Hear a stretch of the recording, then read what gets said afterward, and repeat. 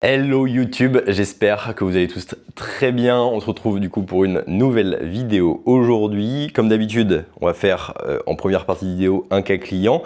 Le cas de Lohan que je vous mets juste là, qui est actuellement en situation d'obésité et qui m'a contacté donc pour faire une transformation physique. Donc le but là, vu que évidemment c'est une transformation sur du long terme et que ça fait à peu près 10 semaines qu'on travaille ensemble, ça va être de vous présenter la stratégie que je prévois, en tout cas le plan que je prévois de mettre en place, comment je compte lui faire perdre de poids et les différentes étapes que sa transformation va suivre. Je pense que ça pourra m'intéresser plus d'un. Et en deuxième partie de la vidéo, comme d'habitude, on va se retrouver à la salle et cette fois-ci avec un invité. Il y a Robin, donc là, hop, je vous le mets aussi juste là. Robin qui va concourir en septembre à la WNBF et donc qui prépare une compétition et ça va être intéressant parce qu'on va faire la séance ensemble, on va pouvoir discuter un petit peu de la prépa. Là en ce moment il est en carb up, donc on expliquera un petit peu les pourquoi du comment. Éventuellement je pense qu'il aura des questions, ça va être intéressant, on va discuter, donc pas forcément directement avec vous, mais en tout cas vous aurez des conseils et des retours sur ça. Si jamais on ne se connaît pas encore, je m'appelle Clovis Williams, je suis coach sportif, diététicien, nutritionniste, je suis présent sur Instagram au nom de The Frenching et mon but c'est d'aider un maximum de personnes à se transformer physiquement, surtout les personnes qui sont passionnées, qui s'entraînent dur, qui font des efforts, qui ont déjà un niveau en musculation mais qui stagnent ou en tout cas qui n'arrivent pas à avoir les résultats qu'elles souhaiteraient avoir parce qu'elles ne savent pas exactement quoi mettre en place, quand le mettre ou comment le mettre en place pour optimiser un petit peu tout ça. Et donc si jamais ça vous intéresse, eh bien je vous mets un lien de mon Instagram en description, vous pouvez m'envoyer directement simplement coaching, je vous enverrai un message et on en discutera. Bon et puis du coup on est vendredi, donc là comme d'habitude il y a les bilans qui m'attendent et justement c'est le bilan de Lohan, donc je vais le traiter là maintenant et on se retrouvera un petit peu plus tard dans la matinée pour la présentation de sa transformation.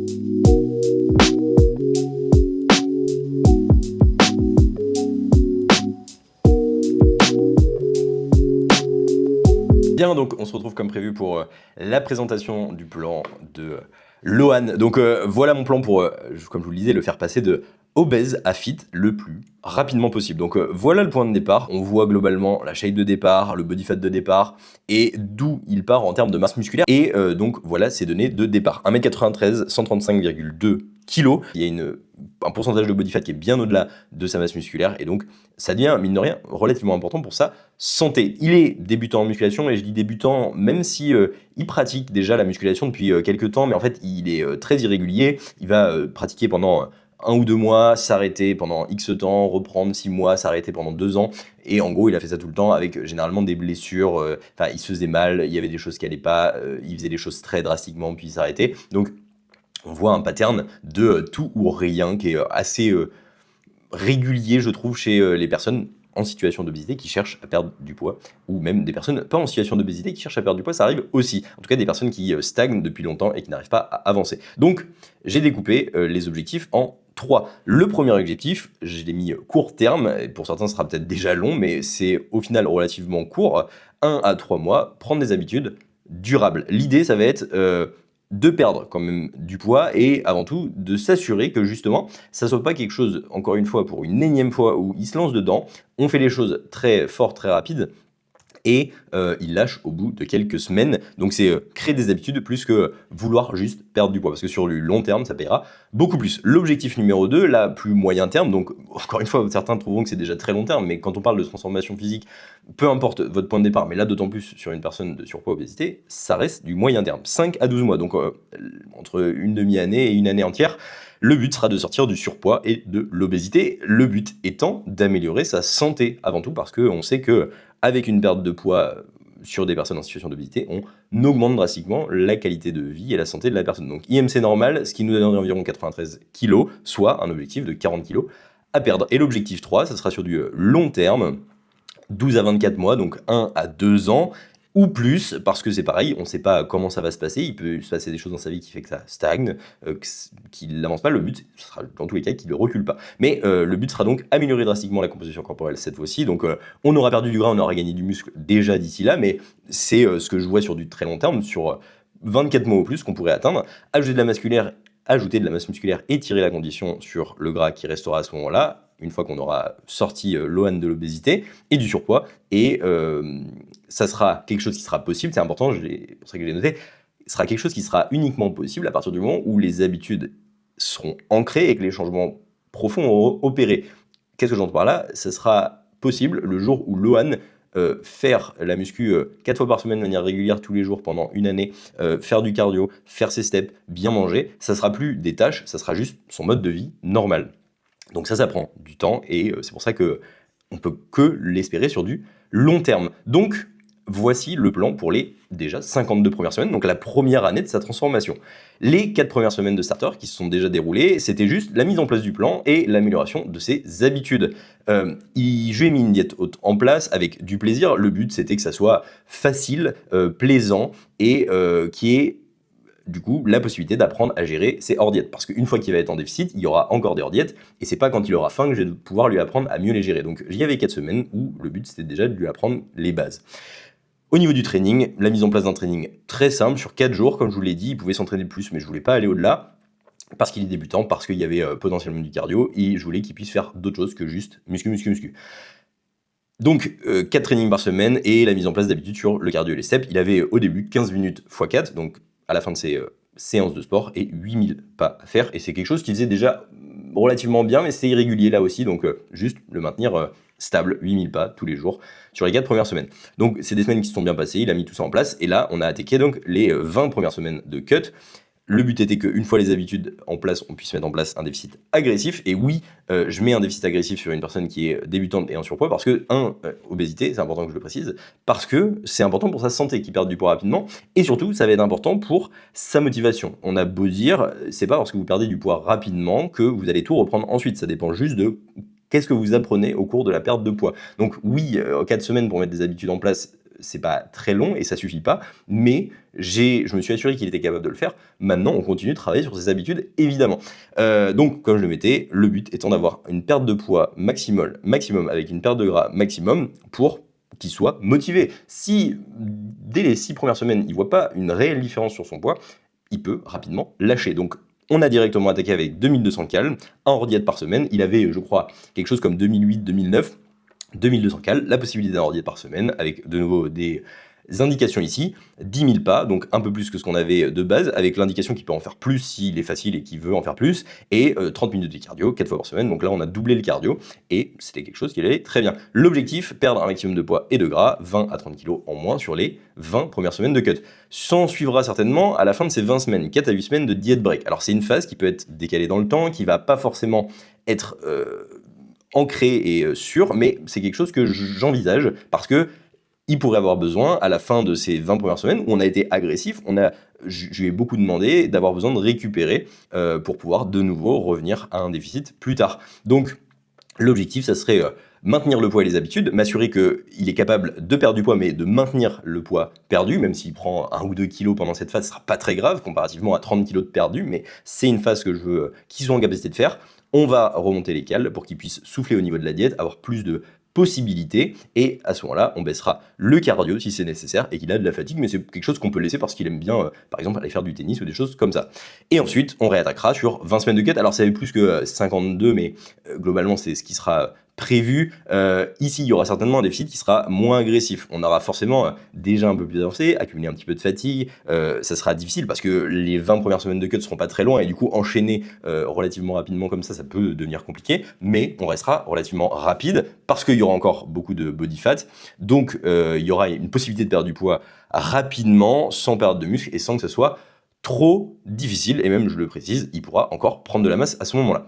L'objectif est de sortir de l'obésité avant la fin des 20 premières semaines. Donc là, le premier objectif des moins 40 kilos environ, ça va être de sortir de l'obésité sur, comme je le disais, les 5 à 12 premiers mois de coaching. Le résultat, après les 9 semaines de suivi, c'est celui-ci. Donc oui, il est encore gras, mais on peut voir déjà qu'on a bien fondu, il est plus, je ne saurais pas comment expliquer ça, mais il est moins soft, on sent qu'il y a plus de forme, il y a plus de muscles, il y a les grands dorsaux qu'on grossit, il y a les épaules qu'on grossit, il y a les bras qu'on grossit, il y a les pecs qui sont bien plus formés. On a quand même bien enlevé du gras au niveau viscéral, il est beaucoup plus en H et beaucoup moins en, ça s'appelle en poire. Là, ici, on a une shape un petit peu comme ça en V inversé. Là, on est beaucoup plus en H avec donc une prise de masse au niveau du corps, une perte de gras au niveau du bas du buste, et ça rend un physique beaucoup plus sympa. Alors en plus, la lumière n'est pas excellente, mais en tout cas, il perd bien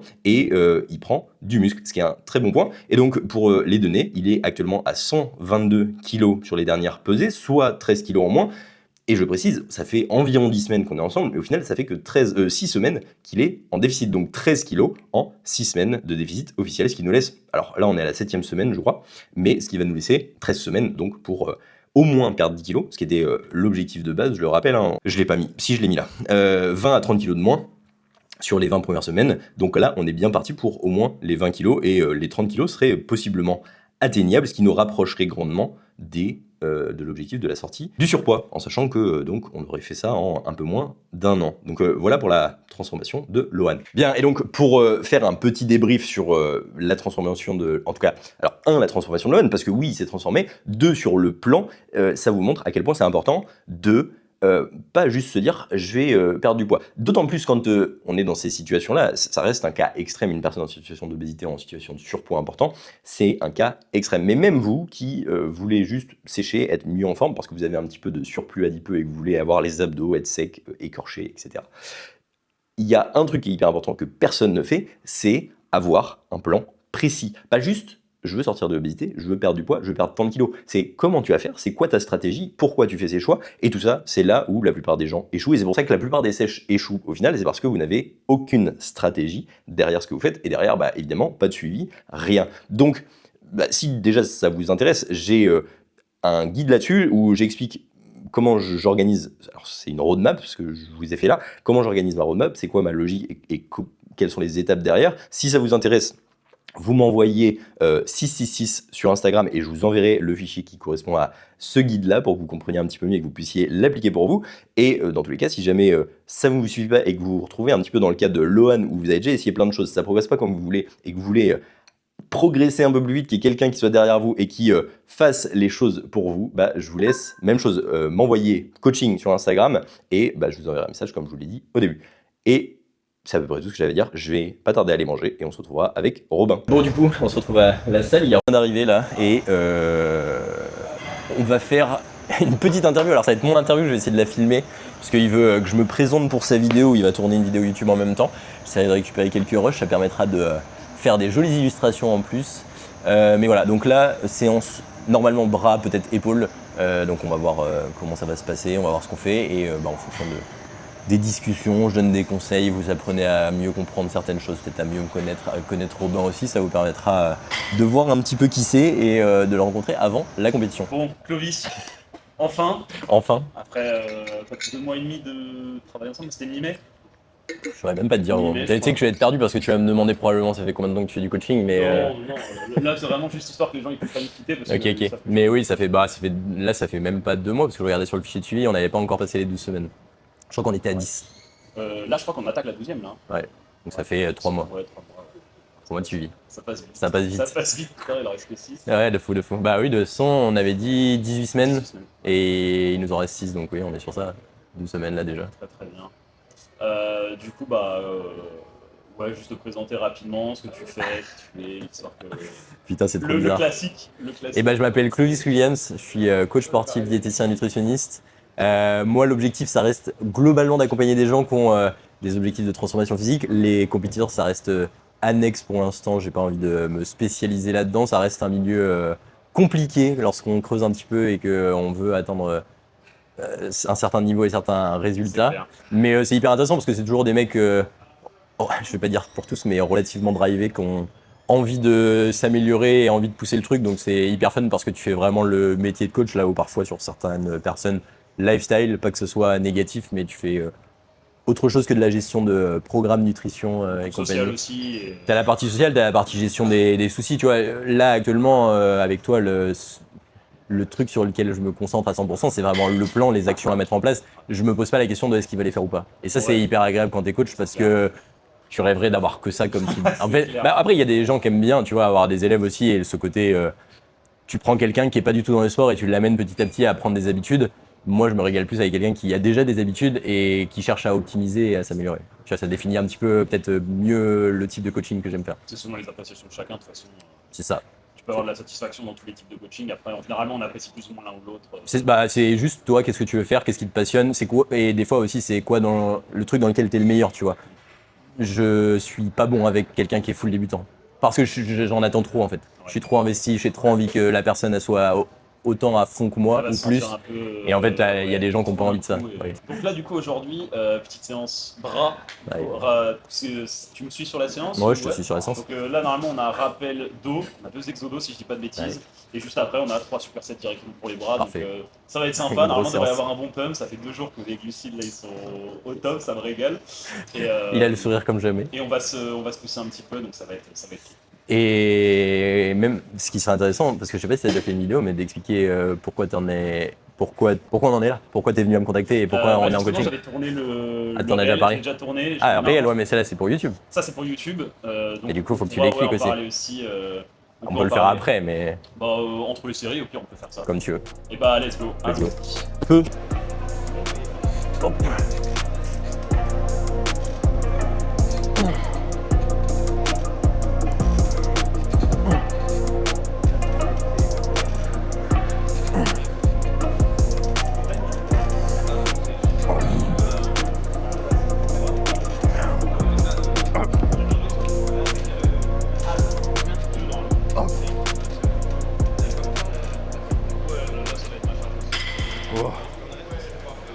C'est une range.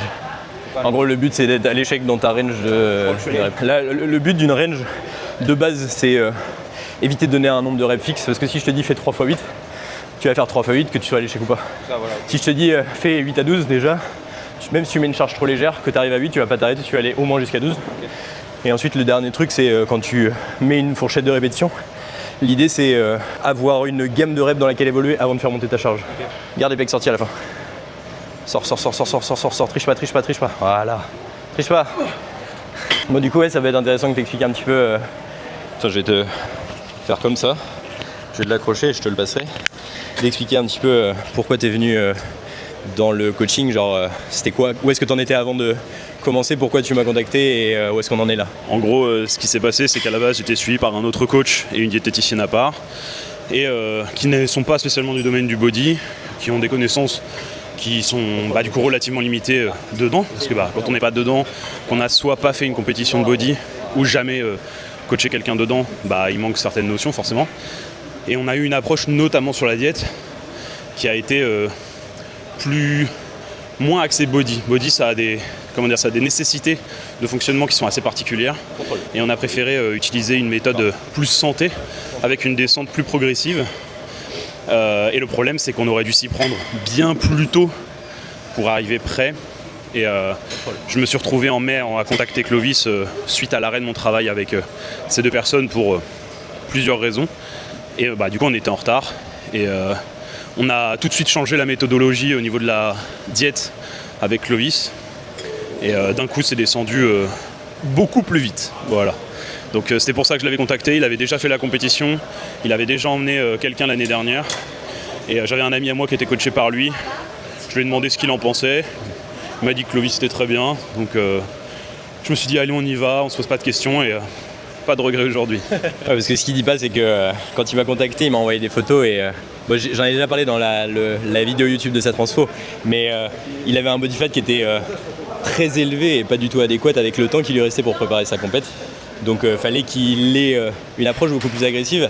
Et le côté santé, dans tous les cas, reste discutable parce que être un body fat élevé, c'est potentiellement pas plus santé que perdre du poids trop vite. Et en réalité, même pour une approche santé, et pour revenir un peu sur ce que tu disais, j'aurais eu la même approche, pas là jusqu'à maintenant, mais au début d'une transformation physique, j'y serais probablement allé aussi agressif que ce que j'ai fait avec toi. Parce que on sait, en tout cas déjà avec l'expérience et même au niveau scientifique, que tu peux aller très rapidement sur une perte de gras sans perte de muscle, même quand tu fais un peu n'importe quoi, du moment que tu t'entraînes bien, que tu manges suffisamment de protéines, et là d'autant plus que tu as un body fat qui est relativement élevé. Donc j'avais aucune crainte sur le fait qu'on pouvait aller vite et qu'il fallait aller vite là dans ton cas. Est-ce que tu penses, là au vu d'aujourd'hui où on en est, qu'on a été à la vitesse à laquelle tu voulais, qu'on est encore en retard par rapport à tes estimations, ou est-ce qu'au contraire tu penses qu'on a été un peu plus vite que ce que tu espérais? Voilà, j'aimerais avoir ton point de vue là-dessus. Bah, c'est intéressant parce que alors si on se base sur le plan de base qui avait été tracé, on va être dans les temps, voire même un peu en avance par rapport à ce qui était prévu. Maintenant, si la question c'est est-ce qu'on est en fait en retard, ça veut tout et rien dire, ça dépend de l'attente. Par rapport au point de base, là où tu m'as récupéré, pas par rapport à la concurrence ou quoi, mais juste par rapport à ce que toi t'imaginais du résultat à la fin. Bah, après, même sans parler de concurrence ou même du point de départ, c'est que être en retard, c'est dépendant de ce que tu vas espérer toi aussi atteindre le jour de la compète. Donc j'ai envie de te dire, si on avait, tu vois, la shape que tu as il y a 4-5 semaines, si j'avais pu l'avoir au début de la prépa, ça, on en avait déjà bah moi ça aurait été l'idéal. Parce qu'on aurait pu quand même tirer fort au début et du coup arriver d'autant plus près. Donc dans tous les cas, il y a des choses qu'on rattrapera pas. Maintenant, est-ce qu'on sera prêt sur scène? J'en ai quasiment aucun doute parce que ça avance très bien et la shape le monte là de jour en jour, ça c'est super. Et le poids, il est largement... Enfin, les objectifs de poids que je m'étais fixés et l'estimation que j'avais faite est largement atteinte depuis un moment et c'est pour ça que là on est en carb up aussi au final. C'est parce que tu es en avance par rapport à ce qui était prévu, qu'il y avait de la fatigue qui s'accumulait, donc je voulais que tu manges, que ça fasse du bien. Là en plus on se voyait, donc c'est l'occasion aussi de voir la shape un peu pleine. Moi ça me permet de tester aussi parce que de base je t'avais dit on monte sur scène sans manger. Là peut-être que les choses changent aussi un petit peu vis-à-vis de ça, tu vois. Donc ça te donne aussi une idée de est-ce que on est prêt et en avance. Oh.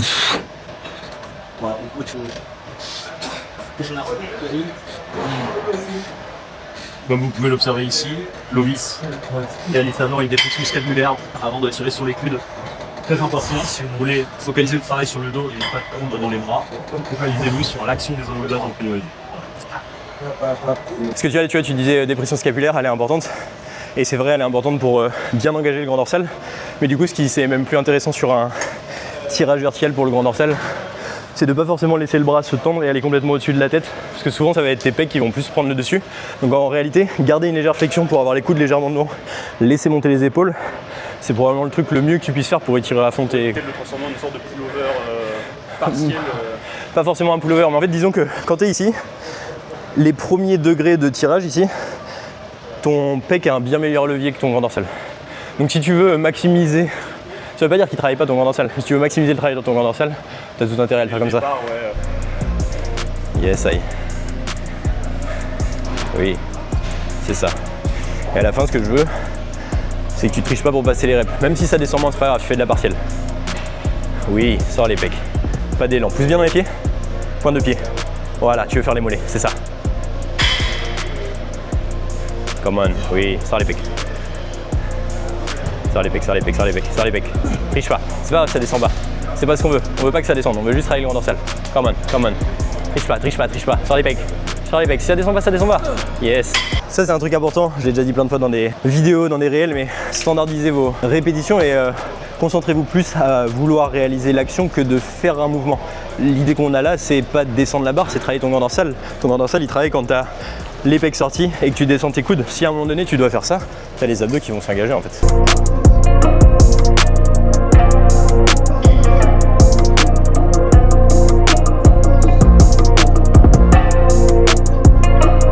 Ok. Parfait. Oh putain. Oui. Stylé. J'ai pris la ceinture parce que j'avais sur le hack squat à l'époque. Et le leg extension, c'est un peu pratique. Même si dans ma salle maintenant, il y a un leg extension avec la ceinture intégrée. Trop bien. Le hack squat, j'avais tendance à avoir le bas du dos qui décollait à la fin.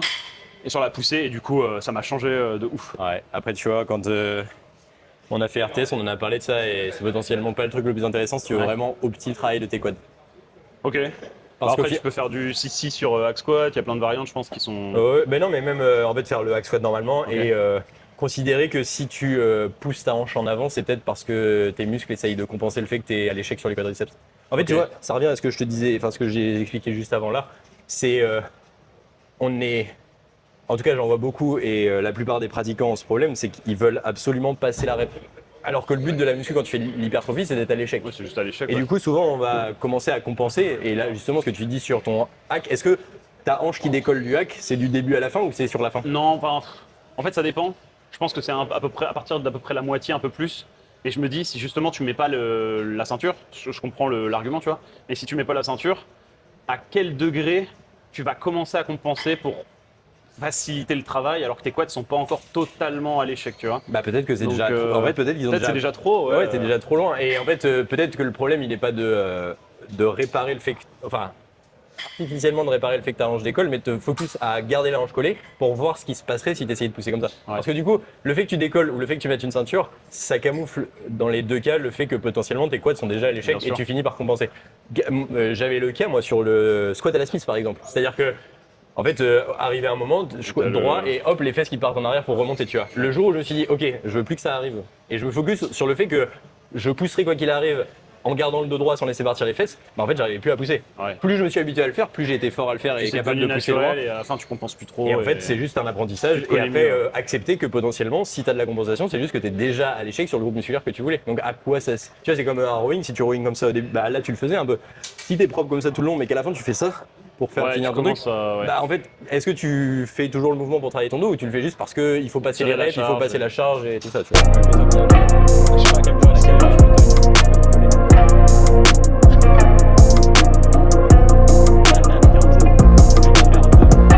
c'est ce que je lui ai dit. En fait, t'es en train de faire une prépa, t'as toujours des choses à dire. C'est juste que ça te paraît pas intéressant, alors qu'en réalité, tout le monde a envie de savoir. Et surtout dans une prépa, les gens veulent juste voir quand ça se passe bien, quand ça se passe mal, ce que tu fais tous les jours, comment tu t'organises, tu vois, aussi des trucs comme ça. Le fait de, tu vois, que t'es parti plusieurs fois, t'as bougé, là t'es venu à Tours, tu montres aussi que le body c'est pas juste tu restes dans ton coin et tu peux pas sortir, tu vois. Je la pousse alors. T'es un très bon exemple. Tu me parlais hier que t'as peur de pas être équilibré, enfin d'être quelqu'un qui est trop obsédé à finir par faire que ça et ne plus sortir, ne plus vivre. Je trouve que t'as un excellent exemple du contraire. Il y a énormément de gens qui font des compètes de body qui, quand ils sont en prépa, ne font absolument plus rien de leur vie, là où toi, j'en ai parlé dans la présentation de la transfo où je le dis, j'ai dit bah en fait ça l'empêche pas de vivre, il sort, il va faire des trucs avec des potes, des machins, alors oui c'est contraignant parce que t'as faim, t'es fatigué, ça peut pas toujours être facile, mais en fait t'es très bien organisé et t'arrives à continuer à avoir une vie normale à côté. Tu vois. Là ce matin tu vois je me suis levé plus tôt pour aller faire mon cardio mes 30 minutes avant de prendre le train. Genre c'est une question d'organisation, c'est clair. Qu'est-ce que tu as envie, tu vois. Si t'as pas envie de faire les efforts pour pouvoir avoir une vie sociale, oui, tu ne l'auras pas. Mais si tu es prêt à faire les efforts parce que c'est important pour toi de continuer à maintenir une vie sociale, tu le feras. Et ça va être au détriment peut-être de passer du temps devant Netflix et des trucs comme ça le soir parce que tu vas devoir te coucher tôt pour dormir suffisamment. Mais en vrai, choisis entre regarder Netflix et sortir avec tes potes en prépa et continuer à profiter si c'est des choses qui te plaisent. Ah, tu le prends tous les jours, tu vois. C'est quoi la plus grosse différence que tu observes en termes de suivi? Là, ce qu'on fait tous les deux, est-ce que tu avais avant? Je pense que la plus grosse différence, en fait, c'est le fait que toutes les connaissances autour du body, tu les as en une seule body. C'est quand même assez spécifique en termes de, tu vois, la question de, ok, qu'est-ce que tu vas bouger à tel moment? Pourquoi est-ce que tu vas réduire un peu plus les glucides? Pourquoi un peu plus les lipides? Pour une même quantité de calories à baisser, tu vois, on descend de 200 calories, pourquoi tu vas faire ce choix-là en termes de descente? Et je pense que c'est vraiment la connaissance de comment fonctionne le corps dans le body que mon ancienne diététicienne n'avait pas forcément sur le bout des doigts. Logique. Et toi, tu as pratiqué, tu as encadré aussi dans ce contexte-là. Et ça fait la différence. Et tu rajoutes à ça le lien, la corrélation vraiment pointue entre la diète, l'entraînement. Et ça fait des chocs à pic quoi. Parce que là, genre, c'est vraiment sur l'approche, mais est-ce que dans les faits, dans la pratique, dans le suivi, il y a des trucs qui diffèrent énormément? C'est un peu plus millimétré. Ouais. C'est-à-dire les retours tous les 2 jours où vraiment il y a une situation, en 2 jours on réagit et on change le truc et c'est suivi au millimètre près quoi. Il n'y a pas de place au... Il n'y a pas de place au hasard, on se dit pas on laisse couler un petit peu et on verra un peu plus tard, c'est vraiment et du coup, au jour le jour quoi. Je me suis posé une question, genre parce que du coup tu m'as contacté, est-ce que ça te stressait? Est-ce que tu m'as contacté en étant stressé parce que tu avais la sensation que ça allait mal se passer la prep? J'avais un petit peu de doute, je faisais confiance à ma diététicienne quand même. Moi je considère que quand je donne ma confiance à quelqu'un, j'essaye au minimum de la remettre en question. Si je t'ai fait confiance, je vais pas commencer non plus à te poser tout le temps des questions dessus, mais après j'ai mes propres convictions quand même et des fois il y a des trucs qui me paraissent bizarres et j'ai déjà eu la conversation avec ma diététicienne là-dessus. Et ouais, je me suis posé des questions quand j'ai vu à peu près le temps qui restait, le poids où on était et je me disais ça va être chaud quand même d'arriver prêt avec le poids qu'on a maintenant. Ouais. Et j'avais un petit ressenti de ça va peut-être être chaud, mais ça allait peut-être être possible. En réalité, c'est pas tant le souci avec ma diététicienne qui a fait que j'ai arrêté, c'est plus le souci qu'il y avait avec mon coach. Et comme on travaillait main dans la main, j'ai préféré. De toute façon, comme tu faisais tout seul, j'allais pas prendre quelqu'un à côté, donc j'ai préféré tout bouger. Mais ma diététicienne, je l'ai pas bougé parce que je considérais qu'elle était incompétente. Je l'ai vraiment bougé parce qu'elle faisait partie du truc d'avant et que malheureusement, je pouvais pas la garder quoi qu'il arrive. Mais ça se trouve, si j'aurais pas eu le souci avec mon coach, j'aurais peut-être continué avec elle, tu vois.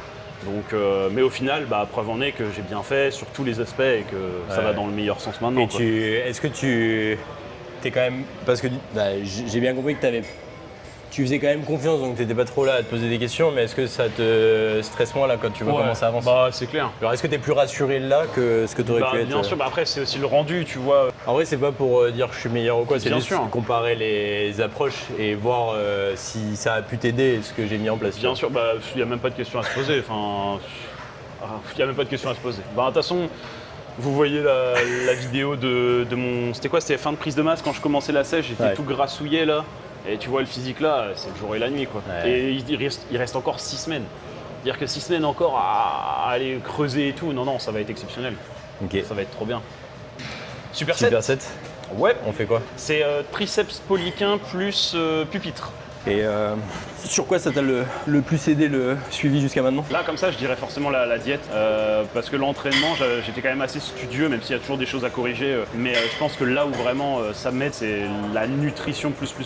Je pense qu'un programme me met, alors forcément, tu fais un programme plus ou moins adapté. Je sais aller me chercher, je sais me concentrer pour faire les choses bien. Mais la nutrition, vraiment, j'ai En fait, pas du tout encore les compétences C'est dessus. tu peut-être vois. important de dire, parce que je sais plus si je l'ai dit, mais c'est que t'es coach aussi. Ouais. Donc forcément, il y a des trucs où c'est un peu plus facile, la partie training, t'as quand Forcément, même ouais. une rigueur dessus, etc. Mais je pense avoir des choses à t'apporter aussi sur ça. J'étais assez rigoureux, tu sais, même en haltéro, j'avais déjà une diète entre guillemets, je pesais déjà ce que je mangeais, j'étais déjà un peu robotique tous les jours la même chose. Quand il y avait des compètes qui arrivaient, que j'étais un peu au-dessus de la caté de poids, je savais à peu près comment me gérer pour redescendre et tout ça. Mais sur du détail, Ouais. le body c'est un autre level en fait en termes de précision alimentaire. Et soit tu as les compétences dedans, soit tu les as pas. Il n'y a pas d'entre-deux. Et là-dessus, j'aurais pas pu le faire tout seul, ça c'est sûr et certain. Il y a des mecs qui se gèrent tout seuls, moi j'aurais été incapable. Et je pense qu'au-delà de ça, parce que la diète c'est pareil, comme tu dis, tu sais faire une sèche. Et je suis assez d'accord sur le fait que préparer une compétition, c'est Prep qui a cet avis-là. Il dit que en soi, si tu sais sécher, si tu sais faire une sèche, tu sais emmener quelqu'un en compétition. Je suis d'accord sur le principe parce qu'en réalité, une sèche ça reste une sèche et une prep c'est une sèche juste plus poussée. La différence c'est comment maintenir quelqu'un aussi longtemps dans une sèche sans qu'il explose et l'amener en bonne condition. Donc forcément il y a le côté mental qui rentre en jeu et ça avec toi j'ai aucun souci tu vois. Mais après il y a le côté bien gérer, faire les choses qu'il faut quand il faut, faire les bons choix quand c'est nécessaire pour que justement Maintenir le mental de ton athlète, ouais, il y a et puis tout, même tu finisses pas complètement à la rue tu vois genre Oui, c'est ce que je t'avais dit à l'appel. Mon but c'est pas que je vais t'emmener le plus près que tu seras capable d'être. Le but, c'est pas de le faire au détruit. Alors, une compétition, ça reste pas santé. Ouais. Mais je n'irai jamais plus loin que ce qui est nécessaire pour que tu aies un bon équilibre entre les deux, on va Parce que dire. tu vois, moi je pense que je suis un très bon athlète en termes de mentalité, en termes de. Ouais, t'es un peu stupide. Exactement. J'ai voulu le dire de façon un petit peu dérivée, mais quand je veux quelque chose, je suis capable de quasiment tout accepter pour y arriver. Ouais. Bon, à quelques détails près, hein, je vais pas aller m'envoyer des trucs bizarres, voilà. Mais tu me dis ok, tu vas te restreindre alimentairement parlant, ok, tu vas aller faire 1 heure de cardio, ok, tu vas bouffer des croquettes parce que c'est riche en protéines. Les croquettes de gorille là qui étaient passées à 70 grammes de prot, je l'aurais fait. Mais c'est aussi dangereux parce que t'es capable de t'emmener très loin avec une mentalité comme ça, et parfois trop loin, et tu peux prendre des risques pour ta santé, tu peux te blesser bêtement, enfin, il y a plein de conséquences possibles quoi. C'est pour ça que c'est important d'être bien drivé pour aller suffisamment loin dans l'effort, dans ce que tu vas mettre en place, mais sans passer un cap qui sera contre-productif au final. Ouais, attends, ça va être bourbier. Laisse pas les coudes remonter là quand t'es en haut. Bloque-les. Ça doit pas remonter là. Ouais, c'est ça. Let's go. Il y a une règle en body, en muscu body, c'est quand tu fais un mouvement, tu veux qu'il y ait une seule articulation qui bouge, celle que tu dois faire bouger pour recruter ce que tu as envie de recruter. Là, on veut travailler les triceps. Leur action, c'est faire de l'extension du coude. Alors, il y a d'autres actions, mais là, on travaille l'extension du coude. Donc, ton objectif, c'est qu'il n'y ait que ça qui bouge et que le reste ne bouge jamais. Ouais. Donc, si je suis en train de faire des extensions de coude, l'idéal, c'est que mes coudes soient le plus immobiles possible et juste que je tende et que je fléchisse comme ça sans qu'il y ait des mouvements de balancer. Ouais, du coup, tu me disais que tu pensais que la sèche, t'arrivais à ce niveau-là sur scène. Ouais, je pensais qu'en vrai, en fait, quand j'ai vu d'où on partait en retard, et que, je t'avoue, ça m'a fait un peu mal au cœur au début quand tu m'as dit on n'arrivera pas crispy chicken. Déjà, l'expression est folle, mais je voyais totalement ce que tu voulais dire, genre la peau vraiment qui colle à fond et tout. Et du coup, je m'attendais à avoir un physique potable qui passe sur scène, qui a lieu d'être à cet endroit-là. Mais je m'attendais vraiment à faire tâche de ouf à côté des autres. Et du coup, j'avais à peu près une vision d'un physique comme là, où je suis sec, mais à côté de vrais compétiteurs, ça manque un peu de profondeur, d'aller creuser les muscles. Et du coup, là, me rendre compte que je suis à ce stade-là maintenant, à 6 semaines, je me dis, en fait, on va peut-être aller chercher un physique que je visualisais, moi, à l'origine, comme un physique de scène, quoi. Ouais. Donc toi, quand je t'ai dit on est en retard, ça va être chaud, tu t'attendais à voir ça sur Je scène? m'attendais à être claqué. Mais Vraiment, en mode, les gens qui sont pas du body auraient dit, ouais, beau physique et tout. Ouais. Mais pour toi, pour moi et pour tous ceux du body à la compète, tout le monde aurait été unanime sur le fait qu'il est pas prêt. Enfin, il a été trop en retard, il est pas prêt. Et en fait, là, je me dis que quand je me fie aux vidéos que j'ai pu voir, au physique que j'ai pu voir en vrai de mecs en compétition, et je vois le physique où j'en suis, je me dis que dans 6 semaines, il y a moyen d'arriver là-bas et de pas qu'on puisse pas se dire il est en retard. Oui. Ça, c'est dingue. Mais en fait, tu vois, c'est un truc intéressant que tu dis, parce que justement, les gens se rendent pas compte de ce que c'est une condition de scène. Parce que pour toi, tu commences à arriver comme ça quand je t'ai dit on est en retard. Moi, dans ma tête, quand je t'ai dit on est en retard, c'est que ça, c'était obligatoire d'arriver comme ça à l'hiver. Ouais. Mais en fait, je savais qu'on allait arriver mieux que ça. Ok, pas moi. Et même le mieux que ça, pour moi, est à mon sens pas encore assez pour de la scène, tu vois. Pour vraiment se dire, on a eu la meilleure condition que tu aurais pu avoir. Parce qu'en fait, tu as une très bonne masse musculaire, tu as une très jolie ligne. Donc en fait, je sais que tu as une capacité à genre arriver sur scène, le cul vraiment en noix, genre tout strié, tout granuleux, bien collé et tout. Ça, je sais qu'on va... On va aller le chercher. On va aller le plus proche possible, mais on ne l'aura pas. Ouais. Là où par contre, être bien strié, bien découpé le laser, tout ça, à mon avis, on l'aura. 6 semaines, ça va bouger vite C'est encore. aussi l'avantage, c'est qu'en classique, c'est le cul hyper strié. Tu sais que j'ai regardé J'ai regardé tu suis OCB du coup? Ouais. J'ai regardé leur liste des attentes des catégories. Ouais. Et classique physique, c'est écrit noir sur blanc. Pas trop de c'est lunaire, pas trop de string. Mais alors attention, parce que tu vois, c'est ça. Gardée, bien en fait, sûr. c'est ça le truc. Mais en comparaison, ça veut dire quoi, pas trop de string? Et WNBF. Et je pense qu'il y a des juges qui font pas gaffe tant que ça, tu vois. Et surtout, WNBF a pas le même fonctionnement que OCB. Là, WNBF, ils ont des attentes qui va être la même. C'est-à-dire que classique physique, on n'attend pas normalement que ce soit hyper ultra découpé et tout. Mais en réalité, pour avoir vu des gens gagner, mec, ils sont striés à la mort. Ils sont loin de la condition qu'on a là, tu vois. Donc il faut qu'on aille vraiment plus loin. Mais c'est pareil, ça ramène un petit peu à la vision que les gens ont des transformations physiques. Aujourd'hui, tout le monde pense être sec. Pour moi, ce que tu as là est une condition de fin de cut réussie pour une personne lifestyle, tu vois. Et lève le t-shirt juste comme ça, on voit un petit peu ce que ça donne. Mais tu vois, ça, pour moi, c'est un minimum. T'as les jambes qui sont dessinées, t'as les abdos qui sont vraiment apparents, t'as la peau qui est fine, t'as les veines, mais t'es pas non plus écorché, tu vois. Non. Mais ça, c'est une condition normale à atteindre sur une sèche. C'est le minimum, quoi. Alors, c'est le grand minimum. Après, c'est tout dépendant de ce que veulent les gens, mais moi, dans ce que j'ai envie d'avoir, c'est des transferts comme ça, tu vois. Ce serait sympa. Bah oui. Bon, et c'est quoi le truc le plus dur là jusqu'à maintenant En vrai, pour moi, c'était pas dur jusqu'à récemment parce que je kiffais le faire, je savais pourquoi je le faisais. Ouais. Le truc qui a été dur, ça a été la fatigue qui m'a pris là début de semaine. Ouais, là j'ai commencé à prendre un peu cher. Genre, j'étais sur ma séance pec triceps et sur la fin d'un exotriceps, j'ai commencé un peu à avoir des étoiles. T'es en mode ouais, c'est peut-être que là ça commence à taper. Et de façon générale, j'étais fatigué. Genre, marcher c'était fatigant, être debout c'était fatigant. J'étais en mode ok, là ça commence vraiment à. Bon, après, c'est normal. Mais ça fait des semaines qu'on était dans du creuse, sans aucun répit, entre guillemets. On augmentait le cardio, on baissait les cales, enfin c'était de la surenchère. Mais j'étais de plus en plus fatigué, j'en faisais de plus en plus. C'était normal qu'à un moment donné ça tape, donc là vraiment le jour et la nuit, entre aujourd'hui et hier et début de semaine, rien à voir. Les stratégies de récup sont bonnes là. Là c'est pas mal. Up, là c'est magnifique. Cardio off hier et moins de cardio aujourd'hui. C'est merveilleux. Et c'est là où c'est important d'être suivi parce que en fait tout seul tu peux vite t'enfoncer là-dedans. T'es fatigué mais tu te dis je suis pas prêt donc faut choisir de creuser. L'extérieur qui te permet d'être plus objectif. Et l'expérience. Tu vois, le carb up, j'ai pas attendu que tu me dises que t'étais fatigué pour le faire. Ouais. Parce que t'as vu le poids. Oui. En fait, j'ai vu comment ça se déroulait. T'as fait il doit douiller. J'ai vu la condition et je me suis dit bon non en fait là c'est très bien, ça avance bien mais. Il me le dit pas mais il va pas survivre le cours. Tu vois. C'est ce que ça revient à ce que je te disais tout à l'heure. Hein. Le fait que tout seul t'es capable, quand t'es un athlète con, t'es capable d'aller très loin sans poser de questions quoi. Yes.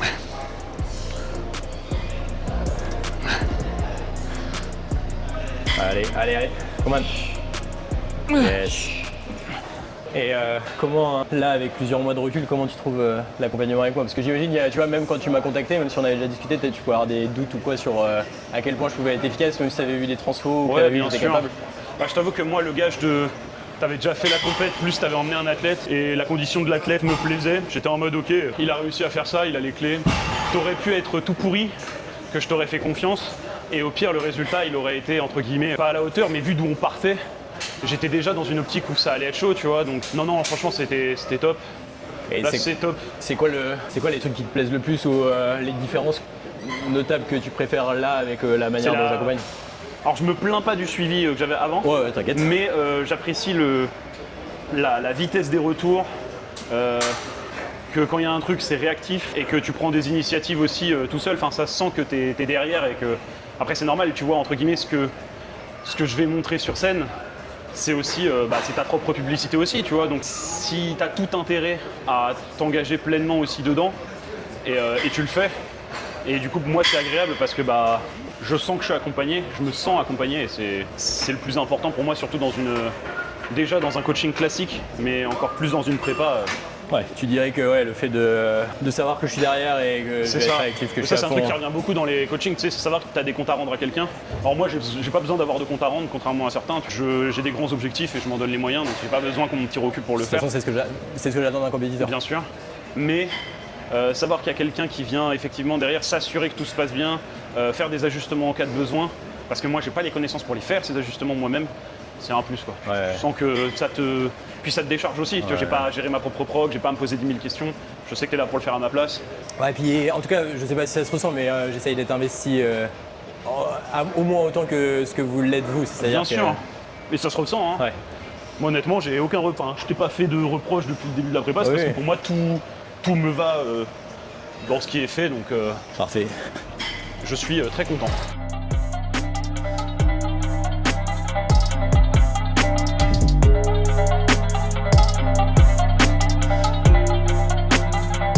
Et moi j'ai une autre question encore, mais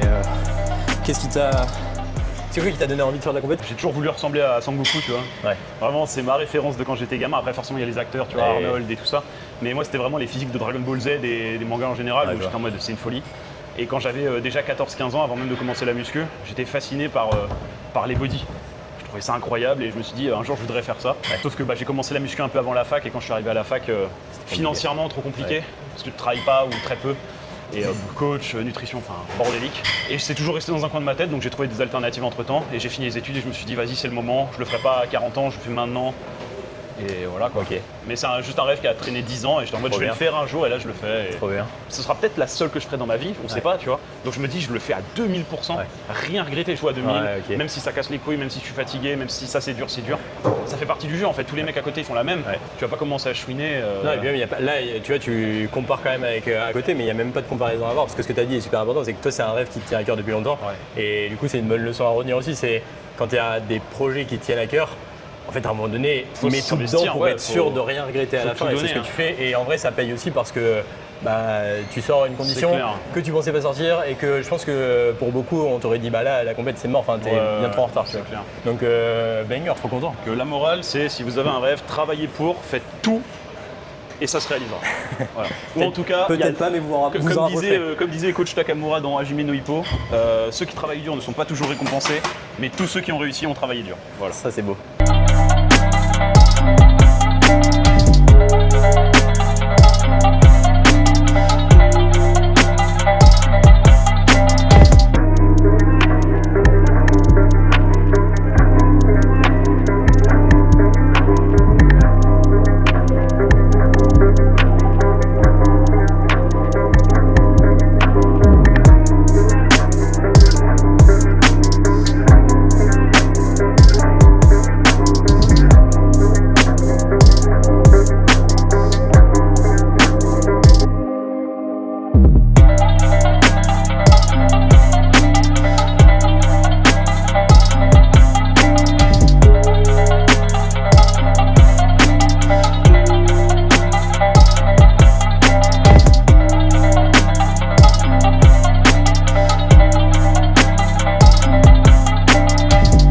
Ok, du coup, fin de séance. Donc comme vous l'avez vu, on s'est bien démoli sur les bras, et le dos, bon petit pump. Et là maintenant, on conclut avec les explications sur le petit carves up qu'on a fait. Donc Clovis, je te laisse expliquer un petit peu quelle dynamique on avait de façon la plus concise possible, dans quelle dynamique on était depuis le début de notre travail ensemble, et qu'est-ce qui a fait qu'aujourd'hui on peut se permettre de faire un carves up, quels sont les intérêts pour la suite de la prépa. Okay. En réalité, alors déjà c'est important de comprendre qu'il n'y a rien d'obligatoire dans le fait de carve up. Genre, c'est pas magique parce que c'est souvent une croyance genre sur les refills, les choses comme ça, sur tu fais un carve up et tu vas perdre du poids après parce qu'il y a un truc magique de métabolisme ou quoi que ce soit. Ça c'est... Alors ça peut aider parce que peut-être tu es plus fatigué, tu fais ton cardio un petit peu moins intensément ou tu vas être un peu plus mauvais à tes séances en termes de performance, mais il n'y a rien de magique. Là, depuis le début avec Robin, dans tous les cas, comme on avait pu le voir sur la transfo que j'ai présentée l'autre fois, était en retard. Il a fallu du coup avoir une stratégie qui était en lien avec ça, c'est-à-dire que j'aurais jamais fait une prépa à qui que ce soit comme j'ai fait la tienne. C'est-à-dire des bilans aussi réguliers, parce que mine de rien, même si ça peut paraître sexy pour certaines personnes de se dire putain, il a des bilans régulièrement, c'est trop cool, ça casse les couilles de faire des bilans. Genre, je pense que, je l'ai vécu, tu vois, d'avoir des bilans tous les jours, des trucs comme ça, et en vrai, c'est pas le truc le plus agréable qui soit parce que ça fatigue sur le long terme, c'est du temps que tu dois prendre en plus de tout le reste que tu as à faire dans ta journée. Faut y penser. Donc, déjà des bilans très réguliers, une stratégie très agressive sur la diète, le cardio. Enfin, je t'ai mis du cardio, tu avais 0 cardio, je t'ai dit on balance 30 minutes 5 fois par semaine ou un truc dans le genre, 5 fois par semaine. Au début, ouais. Et on est passé très vite sur quasiment 1 heure, quasiment tous les jours. Et en plus de ça, du coup, stratégie agressive au niveau des cales.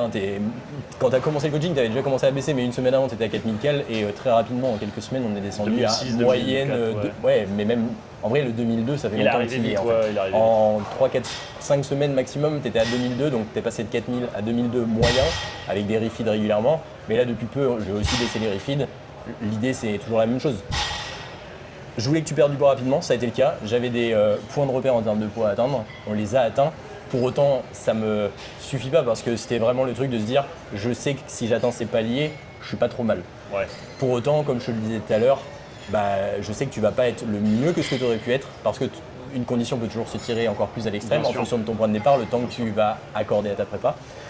Mais forcément, via l'approche agressive et le fait que il y ait eu du poids qui soit perdu très vite, là tu commences à être sec, il y a cette composante qui rentre en jeu et tu continues de perdre du poids très rapidement, mine de rien. Donc là, la stratégie derrière le carb up, c'est aussi, mine de rien, ralentir un peu la perte, sans pour autant ralentir la perte de gras, mais en gros, la moyenne sur ta semaine, là, elle va être plus haute parce qu'on a fait les carb up. Ouais. J'en ai fait 2 par rapport à 1 d'habitude. Je t'ai rajouté beaucoup de glucides parce que c'est ce qui va être le plus important pour que tu te sentes en forme, que les stocks de glycogène surface, que tu te sentes bien à la salle, que ça dissipe un peu de fatigue. Et à côté de ça, du coup, diminution du cardio. Parce que ça te permet aussi de récupérer, parce que c'est un truc qui est extrêmement fatigant, mine de rien. Là, je t'avais mis de l'escalier, j'ai été le pire des connards avec toi, dans tous les cas. Mais c'était un passage obligatoire, donc cardio sur escalier, qui est l'un des trucs les plus demandants pour ceux qui en ont déjà fait, je pense, on est tous d'accord pour dire ça. Et t'en as 1 heure tous les jours depuis, là, je pense, au moins 6-8 semaines. Ça fait 12 semaines qu'on est ensemble. Ouais, mais le 1 heure par jour, il est arrivé il y a la semaine dernière, sinon c'était 40 minutes, il me semble. En fait, le 1 heure, le 1 heure est arrivé en même temps que les 2000 cales, donc ça fait, ça fait quasiment 2 semaines qu'on est sur Mais avant ça, tu avais 45 minutes quand même. Ouais. En fait, c'est ça aussi qu'il faut remettre en contexte. Donc il y avait 45 minutes de cardio quand même avant, toujours sur escalier, que tu tapais en plus post-séance. Alors que c'est aussi des trucs au niveau stratégique, je suis pas forcément le plus fan. Si on peut les répartir, ça reste plus intéressant. Ton emploi du temps disait que c'était pas possible, donc on faisait avec. Ouais. Mais forcément, ça veut dire beaucoup d'accumulation de fatigue. Et du coup, là, on est dans les clous. On est même en avance par rapport à ce que j'avais plus ou moins prévu. Parce que la pesée la plus basse avant le carb up, c'était 84,8. 84,2, donc on va dire 84. En sachant que je t'avais prévu à 80 kg le jour de la compète. Et que là, il nous reste 6 semaines. Et que dans tous les cas, je sais que tu vas, dans ma tête, continuer à perdre entre 700 et 800 grammes par semaine minimum. Et tant que je vois que le physique se dégrade pas, je continuerai d'avoir ce rythme-là. Et encore une fois, je le dis souvent parce barbare, mais ça marche, mais un bas. Vous avez vu quand je suis en train de décéder. Il a dit on est en avance, mais. Non mais en fait, je veux que tu sois fier de toi, moi je veux être fier de toi et je veux qu'on soit super content quand tu sortiras de scène, peu importe le résultat qu'il y aura, je veux qu'au niveau de la shape on soit super content tous les deux. Et qu'est-ce que je voulais dire ? Ah oui, parce que c'est pareil, ça c'est quelque chose qu'on entend souvent, c'est pas bien de faire perdre du poids trop rapidement. Et je pense que t'en es la preuve humaine. Jusqu'à maintenant, les perfs ont globalement pas trop baissé, j'imagine. J'arrive encore à surcharger sur la majorité des surcharger et pourtant ton poids drop à une vitesse qui pourrait être considérée comme beaucoup trop rapide par rapport à ton body fat, par rapport à l'in situ, par rapport à la durée que ça dure, par rapport au fait que tu aies beaucoup de cardio. Mais en fait, c'est toujours pareil. Il y a l'effet, enfin, il y a la théorie Et il y a le il y a terrain, les faits ouais. et ce que tu observes. Et c'est important de se référer à ça. Et c'est pour ça que là, c'est pareil. Les bilans que je te fais régulièrement, c'est aussi pour ça. C'est parce que au moindre signe où il y a des choses qui iraient pas, je suis en capacité de te dire, ok, bah là, on va prendre une journée off, ça va te faire du bien, tu vas manger, ça va te faire du bien aussi. Et après, on repart. Et ça nous permet justement de continuer à perdre du poids rapidement, toujours dans la même optique de arriver le mieux possible avec un délai qui nous était restreint de base. Donc là, en gros, ce qui s'est passé, c'est qu'effectivement, on est descendu très vite. On a fait ce qu'il fallait pour descendre. On a réussi à descendre comme on le voulait, même un peu plus. Mais forcément, la fatigue commence à s'installer. Donc, on fait un bon petit carbs up pour redonner du jus parce qu'on a de la marge. Comme ça permet de diminuer la fatigue, voir aussi un petit peu ce que ça donne avec un peu plus de glucides pour se préparer un peu au pump de la compète. Et repartir pour pouvoir mieux tanker les semaines qui vont arriver et qui vont redevenir aussi difficiles. Donc pour l'aspect physique et mental, ça fait du bien. Ouais, je pense que là, même toi, au niveau mental, c'est vraiment un truc qui, genre, ça, tu souffres quoi. Genre, ça fait vraiment une coupure où t'es pas en mode je vais subir encore 6. Alors, tu sais que tu vas fait du subir, bien. mais ça fait du bien, ça fait une coupure. Et t'as dit un truc, putain, je voulais rebondir dessus et c'était intéressant. Oui, ce qui est intéressant à dire aussi, je pense, c'est que là, on a fait le carb up. Rappelle-moi combien de poids t'as pris. Donc après la première journée de carbeuse, je me suis repesé ce matin 82,6. Donc seulement 400 grammes C'est ça. de prix au total après une journée à bien manger, quoi. Donc, Et du coup, c'est ça qui est important aussi, c'est que le carb up, l'objectif est pas du tout de te faire prendre du poids. Non, du tout. Et possiblement, tu pourrais même en perdre parce que en soi, là, t'es seulement à 2006. Ouais. Sur une moyenne de cal au final à la semaine, si je prends toutes tes journées à 2000 cal plus celle à Tu dois 2006, être à 2003 ou 2000. en fait tu restes ouais. sur un déficit calorique. Donc en fait là, tu as pris du poids parce que tu as carb up, tu as beaucoup plus de glucides, donc tu as retenu beaucoup plus d'eau dans les muscles et de glycogène. Mais en fait, on va certainement là dans les prochains jours observer que le poids il va descendre tout aussi vite et on n'aura absolument pas perdu de temps, tu vois. Donc c'est pareil, ça me permet de tester aussi de voir ce que je peux faire, mettre en place pour que toi ça te fasse du bien, mais que pour autant tu continues de perdre. Bah, en tout cas, c'est réussi, hein. Ça Ça fonctionne. va dans le bon sens. Donc, et bah Clovis, Merci beaucoup pour la séance. merci à toi. Et puis bah de toute façon, on se revoit Dans pas longtemps. 4 semaines, hein, on se Bah revoit oui. à Lille. Donc merci beaucoup et puis Avec bah, on se plaisir, retient mon de toute gros. façon. Avec Allez, plaisir. let's go. Bon, je suis rentré à la maison. J'ai un peu tardé à faire l'outro. Là, il est quasiment 19h, je crois. Mais j'avais un peu de boulot en rentrant, vu qu'on a un peu traîné à la salle. Et bon, il fait super chaud, c'est pleine canicule. Et du coup, j'ai un peu du mal à me concentrer. Mais bref, j'espère que la vidéo était intéressante. Je pense qu'il faut vraiment, quand j'ai des invités, que je fasse un truc pour que ça soit un petit peu plus structuré, mais je pense qu'il y aura des choses intéressantes. En tout cas, j'aurais essayé de mettre ces choses intéressantes en condensé dans la vidéo, vous faire passer les moments où il n'y avait pas grand chose qui se passait, mais j'espère que en tout cas la vidéo vous a plu. Si on doit retenir quelque chose aussi, c'est comme d'habitude, hein, je vous en ai parlé au début, avec Lohan, pour se transformer efficacement, c'est avoir un plan. Là, ça nous le montre encore une fois avec Robin, il est dans une cas de figure particulier. Il a un objectif très particulier, donc là c'est une compétition, mais ça pourrait être n'importe quoi d'autre. Et donc ça demande un plan bien précis et bien particulier pour ce cas de figure précis qui lui permettra d'être le plus près possible, en tout cas le mieux possible avec le délai qui nous est imposé. Et donc si vous voulez vous transformer, vous devriez faire de même, que ce soit avec un coach ou seul. Il n'y a pas de raison de ne pas le faire. Si les coachs ont des meilleurs résultats que la plupart des gens qui essayent de se transformer, c'est pas pour rien. En tout cas les bons coachs, c'est parce qu'ils mettent en place une structure, un plan précis et adapté, et ils savent aussi le réadapter en fonction. Robin, le plan de base, c'était tu ne mangeras pas jusqu'à la fin et faudra que tu tires jusqu'au bout pour être sec. Et au final, il en revient qu'il a un droit à un carb up qui n'était pas du tout prévu de base, mais qui était potentiellement important et nécessaire pour que lui y tienne. Comme il a pu vous en faire part, ça lui fait beaucoup de bien. Et dans tous les cas, c'était possible et faisable. Donc pourquoi s'en priver? Donc de nouveau, si vous voulez vous transformer, ayez un plan, sachez exactement par où vous allez passer, soyez prêt à le réadapter et à le changer, que ce soit dans le bon comme dans le mal. S'il doit y avoir un bon et un mauvais, vous comprenez ce que je veux dire. Mais soyez prêt aussi à ne pas rester dans les clous si c'est pas nécessaire ou si ça vous cause plus de mal que de bien, ou à l'inverse si ça vous empêche d'atteindre ce que vous devez atteindre. Si vous aviez prévu de sécher avec un certain nombre de calories, un certain nombre de cardio et que finalement ça colle pas, descendez plus, montez plus pour de cardio. Peut-être que c'est pas lié à ça, mais en tout cas soyez prêt à faire ce qu'il faut. Et si jamais ça ne fonctionne pas et que vous avez déjà tout essayé, ou en tout cas que vous vous sentez un petit peu perdu et que vous voulez que quelqu'un de compétent vous aide réellement à vous transformer, encore une fois je vous propose mon aide, et pour ça c'est très simple. le lien de mon Instagram en description, vous m'envoyez un message, vous m'envoyez coaching et je vous explique tout. On se fait un appel, on en discute et ce sera avec grand plaisir que je vous aiderai. Donc, je vous souhaite de passer une bonne soirée, une bonne journée. Je ne sais pas quelle heure il est quand vous regardez cette vidéo. En tout cas, je vous dis à la prochaine. Ciao, ciao.